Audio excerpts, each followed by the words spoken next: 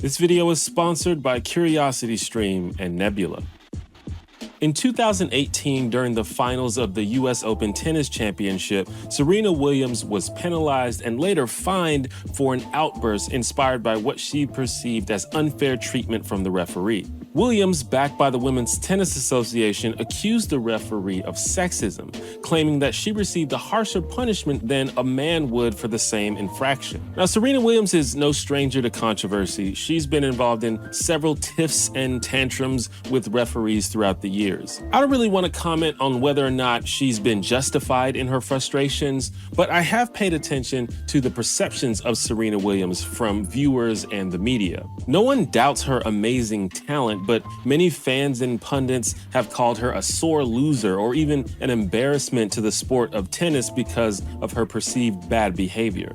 And listen, I think we can all understand a super competitive person letting their emotions get the best of them in a heated moment. I had to disable the chat in my League of Legends games because I was sick of teenagers calling me slurs. But it's usually better to keep your composure, especially when you're a professional. But here's the thing. Serena Williams is by no means the only tennis player or athlete to have outbursts like this. It's kind of common, actually. But it doesn't seem like people have the same negative attitude toward most of these other players who are usually white males. John McEnroe is literally famous for constantly losing his shit on the court, but we laugh about it. His antics are humorously parodied on TV and movies all the time. We find it entertaining. I say all this to shine a light on the different ways in which Black people, and especially Black women, are treated whenever they are assertive or outspoken, or even when they aren't. It's a combination of the sexist idea that women should always be meek and passive no matter what, and the racist perception of Black people being more aggressive and uncivil than others, even when the behavior isn't that much different. We see glimpses of this angry Black woman accusation with high-profile Black women all the time. Congresswoman Maxine Waters and now Vice President Kamala Harris were subject to constant criticisms because of their candid and forthright way of speaking on the House and Senate floors. But when white male politicians go on angry rants, they're often praised for their fervor and passion. But of course, it's not just famous women and public figures. The angry Black woman stereotype is something that probably most Black women have to navigate in their daily lives. It's a very specifically heinous form of marginalization because it takes what we already know about how Black people are perceived as angrier, more unfriendly, more hostile, and then adds a layer of misogyny on top of it. Hi, I'm T1J. Follow me. This video, like all my videos, would not be possible without my members and patrons, including homies like Eric Giesbrecht, Melissa Fowler, Eric Tafoya, and Book of Kitties. If you'd like to support the channel, you can become a homie yourself by clicking the join button below the video or by checking out my page on Patreon. The idea of the angry Black woman, like most Black stereotypes, was probably first conceived by propagandists trying to protect and defend the institution of slavery. Related to and intersecting with the other most common stereotypes associated with Black women, the mammy and the Jezebel, the idea of the angry Black woman was created to differentiate the loud, unattractive Black woman from the fair and gentle white woman. Early depictions of Black women often showed them berating and abusing men, unlike the ideal white woman at the time who was passive and accommodating. This helped justify, in the eyes of white society at least, Black women's enslavement and oppression, as well as all of the other physical and sexual crimes committed against them. These tropes were further reinforced in American minstrel shows, where Black women were portrayed as everything from promiscuous and greedy to grotesque and inappropriate. But the idea of the angry Black woman in the modern day is believed to have been popularized by the 1930s radio show Amos and Andy, which would later also become a television sitcom. One of the main characters was this schemer known as the Kingfish, whose wife was the bold and argumentative Sapphire, played by Ernestine Wade. This was a stark contrast to many other 1950s sitcoms that featured white wives who were much more supportive and submissive to their husbands. And in fact, the term Sapphire was often used back then to describe overbearing and stubborn black women. Sapphire has since joined Mammy and Jezebel in the historical lexicon to describe the three main racist stereotypes used to belittle black women. Now, Amos and Andy was a Jim Crow era show created by two white dudes about black people. So it was problematic, to say the least. In fact, all of the main characters on the radio show who were black were voiced by these two white dudes. So you can just imagine how that sounded. It was essentially a modern minstrel show.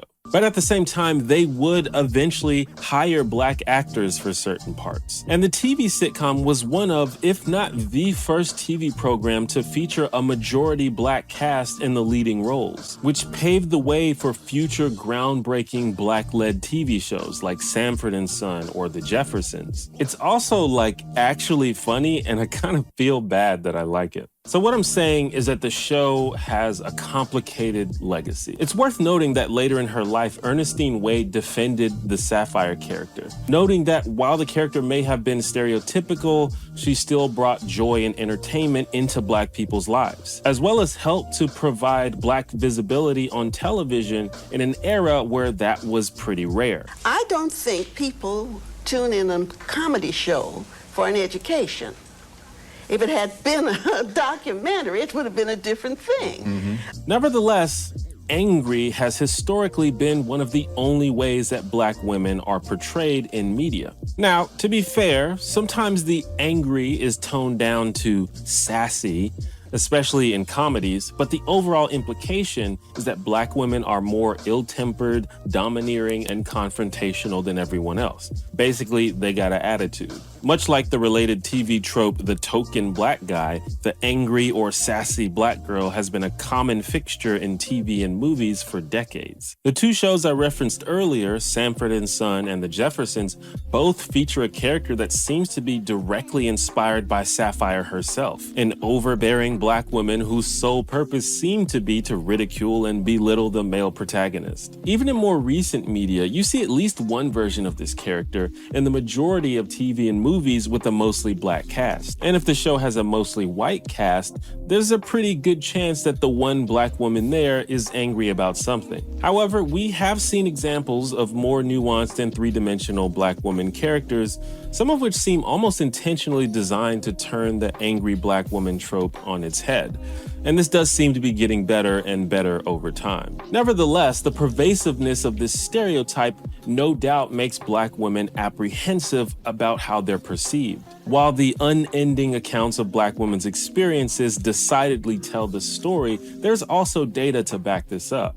Multiple surveys and studies show how people tend to perceive and describe black women as louder, angrier, and more argumentative. This supports other data that suggests that black people in general are simply perceived as more hostile and unfriendly than other people. But this affects women in a more complex way because of the added pressure that society places on them. They're expected as women to be gentle and accommodating, but because they're black, they're less likely to be perceived that way, even if they try to. This is a problem for various reasons. When you're labeled as angry by default, it becomes easy to dismiss any genuine ideas or feelings you might have. It becomes easy to write you off as confrontational, hard to work with, unprofessional. I've had multiple real conversations with white people who confess to me that they found a black woman we know intimidating or aggressive. And the fact that they told me about it indicates to me that they had no idea that they were invoking a racialized stereotype. And listen, some people are mean and intimidating, but you'd be surprised at how the chillest black girls get accused of being loud and forceful. The other problem with this perception is that it undermines black women's prerogative to actually get angry sometimes. Sometimes infuriating shit happens and anger is the appropriate response. Everyone else is allowed to be angry. or offended or assertive, but as soon as a black woman does it, they're just another angry black lady. One recent study suggested that when black women display anger as opposed to men or white women, observers are much more likely to conclude that the source of that anger is internal rather than external. Like anger is simply the default state, whether or not it's justified.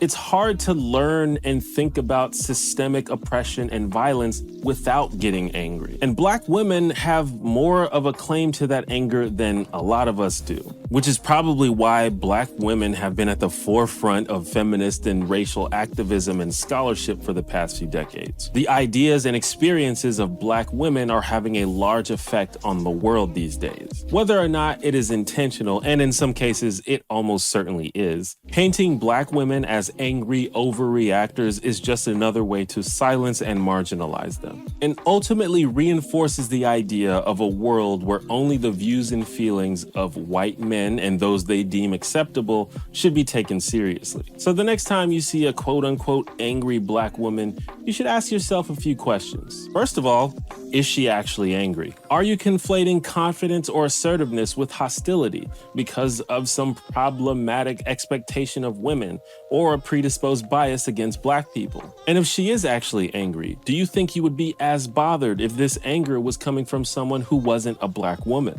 And lastly, have you considered that maybe she has the right to be angry sometimes? As a human being like me and you, she has emotions and feelings.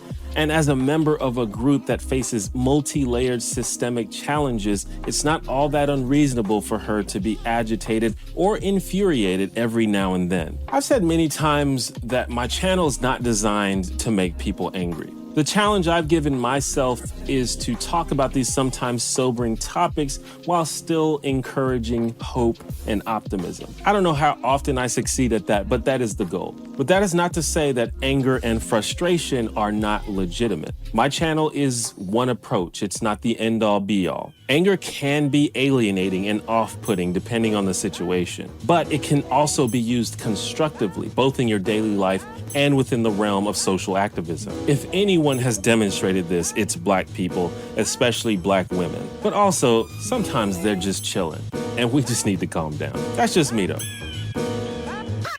What do you think?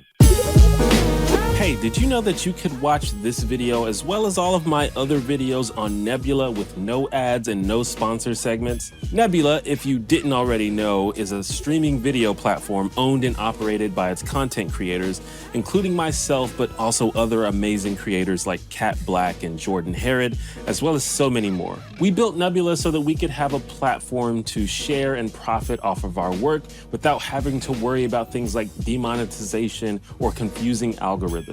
In addition to being able to watch our YouTube videos ad-free on Nebula, you can also find Nebula Originals, incredible content that you won't find on YouTube or anywhere else for that matter. For example, you can watch our collaborative project, Working Titles, where Nebula creators analyze their favorite opening sequences from television. I did mine on The Good Place. To help us accomplish these goals, we at Nebula have partnered with CuriosityStream, the sponsor of this video. CuriosityStream is a great streaming service with thousands of documentaries and nonfiction titles with topics ranging from history, science, pop culture, and much more.